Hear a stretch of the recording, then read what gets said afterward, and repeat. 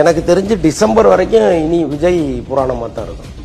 ஏன்னா ரொம்ப தெளிவான ஒரு முடிவை அரசியலில் அவர் எடுத்திருக்கிறார். என்னென்னா அவர் பனையூர் பண்ணையார் வீட்டை விட்டு வெளியில் வர மாட்டார் அப்படி இப்படின்னு சொன்ன எல்லாருடைய வாயையும் மூட வச்சுட்டார்.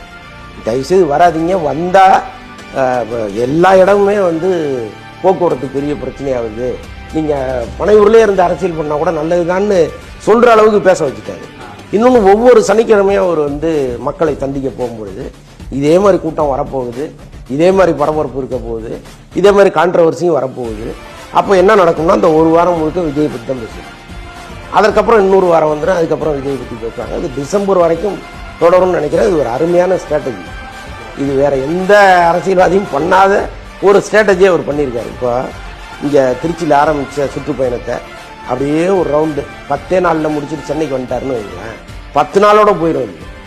ஆனால் டிசம்பர் வரைக்கும் வச்சிருக்கிறாரு பாருங்க, வாரம் அதுதான் அவருடைய டாக்டிக்ஸ்.